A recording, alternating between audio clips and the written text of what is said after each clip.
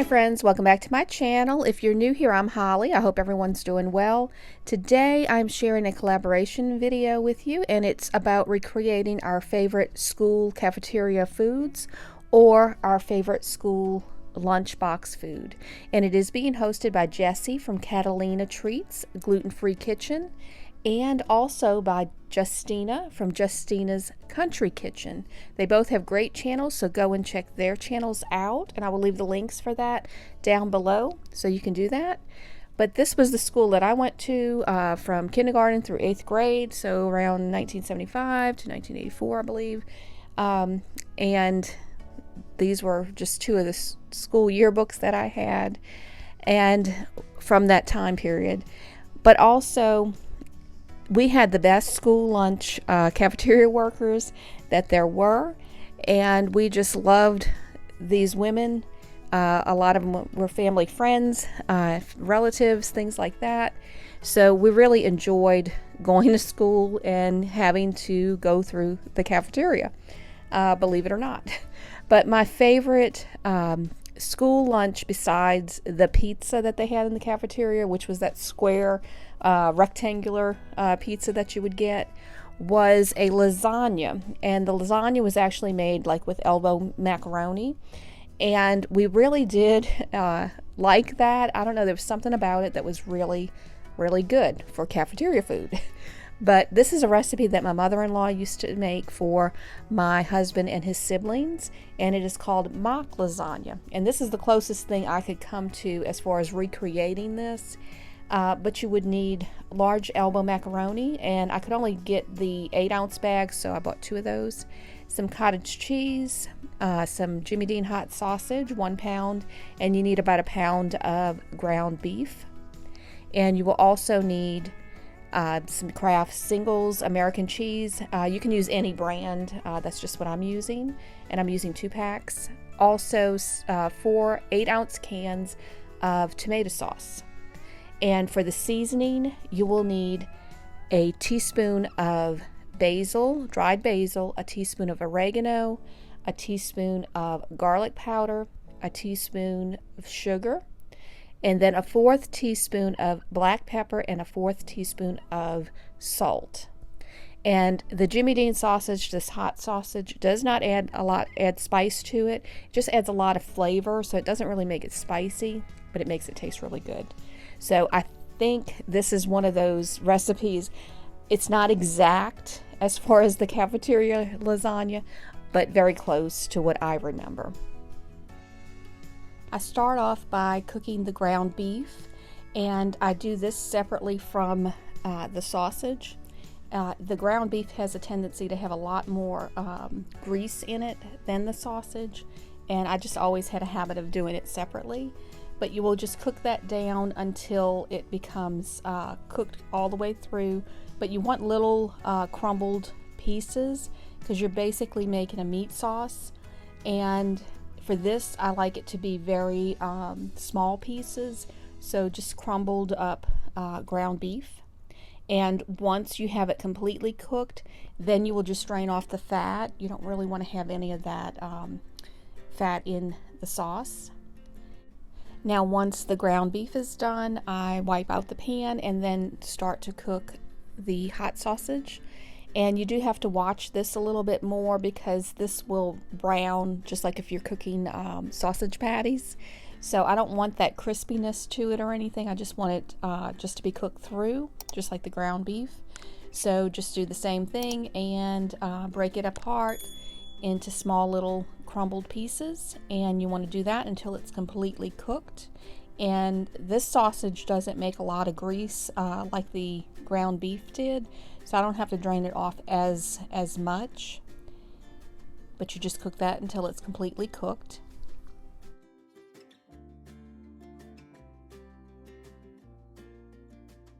Now add the ground beef and the sausage to a pot, and I usually, as I'm cooking it separately, I'll add the ground beef first, and then once the sausage is cooked, then I add it to the pot with that.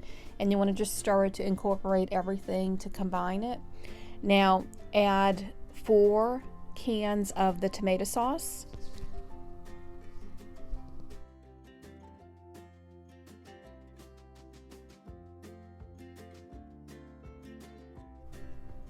Now just stir everything together. You want to make sure that that meat gets mixed in really well with the tomato sauce. Then I add the seasoning, and if you watched my videos long enough, I like to stir everything together, and then I will just spoon it over the mixture, and then I will stir it in. I just feel like when I do this, it incorporates it a little bit better. It's not all in clumps or anything, and it dissolves better. So that's just how I like to do it. You can just add it all at one time if you want. That's totally up to you. But just add the seasoning and stir it well. And one thing I forgot to mention in the very beginning is you will need a half a cup of water. So I will put that down in the description box as well. But a half a cup of water, and you will just stir that. While this is simmering, then cook the elbow macaroni and cover this for about 25 minutes or so. You want to let those flavors meld together. Now, to a 9 by 13 inch oven safe dish, you will add the macaroni first, and you want to just spread that out in an even layer. Now I add the cottage cheese to the macaroni, and all I'm going to do is just spread it across. So I just take a spoon and just put a little bit and try to get it on the whole layer, so that way you get that in every bite. But I do not use the whole container, but you can use as much or as little as you want. I do find it can get rich, so I don't use too much, just enough to where it gets in every bite. And as I said, just spread it across until you have that covered, and then you will continue on to the next layer. And this is what the meat sauce will look like once that's done, and that will be the next layer that you put over this. So I just spoon half of this mixture over the noodles and the cottage cheese. And you just want to make sure you have enough of the sauce for the second layer. So just watch how much you're putting on, but usually half, about half and half, works really well. And then after you add the meat sauce, you will add the American cheese slices, and I just kind of overlap it a little bit, but you will just continue to do that until you have a complete layer on top.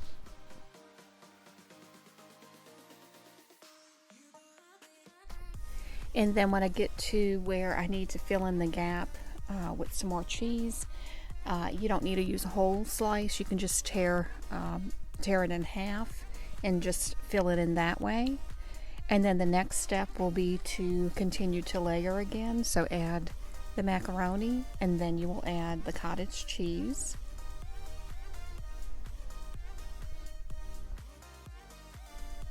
And then you will put the remaining meat sauce on top.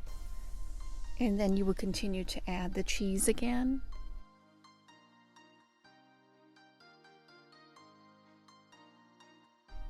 Take a piece of aluminum foil and lightly spray it with nonstick spray, and then you will loosely put it over the top, and more like where you're tinting it a little bit. You just don't want the cheese to burn, so this helps to prevent that. Bake this on 350 until the cheese melts and it's all heated through. But you cannot have a cafeteria lunch without some type of dessert. And my favorite dessert in the cafeteria was the chocolate brownies, and these were really, really good. And I found this recipe on Pinterest, and I will link it below. It's called Lunch Lady Brownies, and you will need 1 cup of melted butter, 2 cups of granulated sugar, 2 cups of all-purpose flour, 4 eggs, 1 cup of cocoa powder, unsweetened cocoa powder, 3 tablespoons of vanilla extract, and a 1/4 teaspoon of salt. And for the frosting, you will need 3 cups of powdered sugar, a 1/4 cup of cocoa powder unsweetened, a 1/4 cup of melted butter, 1 tablespoon of vanilla extract, and a 1/4 cup of milk. To a mixing bowl, either a stand mixer or a handheld mixer, you will add the 1 cup of melted butter, then add the cocoa powder, and you want to mix this until it has a smooth consistency.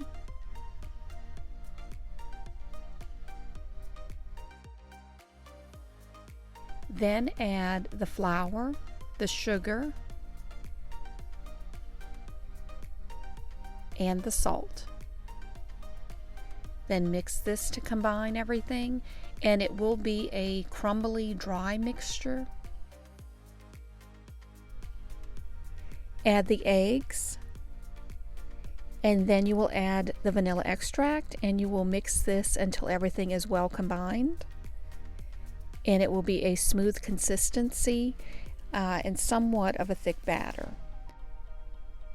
And then you will line a 9 by 13 inch baking pan with some parchment paper, and you want to lightly spray it with nonstick spray, but put that batter in and just spread it out as evenly as you can get it. I started out with a spatula and then ended up using the butter knife, and that worked perfectly. Then you will bake this in the oven on 350 between 20 and 25 minutes until the toothpick comes out clean. Now while that is baking, you will make the frosting. So add the melted butter, the milk, the powdered sugar, and the cocoa powder, and the vanilla extract. You will mix this to combine everything up, and it will have a thick consistency. You want to let that sit for about 15 to 20 minutes before you ice in the brownie. But you will pull the brownies out of the pan, and once it's completely cooled, then you will ice in the brownies. And this is a really good icing, so this would be really good on cake as well. So once you have that done, I let it sit for just a few minutes or so for the icing to set up a little bit. Then I just cut it in squares, and you can cut as big or as little as you want. I know in the school they were kind of big that I can remember, or maybe because I was little they seemed big. But this is what my school lunch would have looked like in the time that I went to school. And that lasagna is pretty much the way it looked like it did on the plate. I probably have more meat in mine than they did. They probably had more noodles, but it's very similar to what we had as far as lasagna, and it was really good that I can remember, and as far as a kid's memory goes. And you would have like mixed fruit or something on the side, and we didn't have the fruit cups like they do today where you can take it with you and bring it for lunch. It was pretty much just put on your plate like that. And these are the Lunch Lady brownies, and these are very good. That icing is really good as well. It reminds me definitely of the brownies we had in school. And you would either have like a fruit or bread or something there also. The chocolate milk was my favorite, so that was what I always got when I could get it if it didn't run out, because it seemed to be everyone else's favorite as well. But I couldn't find the little cartons, which would have been nice to have for this video, but could not find that, so I got that one. And like I said, this is very reminiscent of the school lunch that I had at school. And that lasagna is really good. I think that you would enjoy it if you made it. I've been making that for over 35 years for my husband. It was his mother's recipe, and it really is good. Also, like I said, that school lunch brownie, really good. And search the hashtag school cafeteria food to find out what everyone else has made for this video collaboration. And don't forget to check out Jessie and Justina's channel. I will leave those links below, along with the recipes for this. And leave me a comment below of what was your favorite cafeteria food or lunchbox food that you brought to school. And I wish blessings upon everyone who is going back to school, whether you're in elementary, middle, high school, college.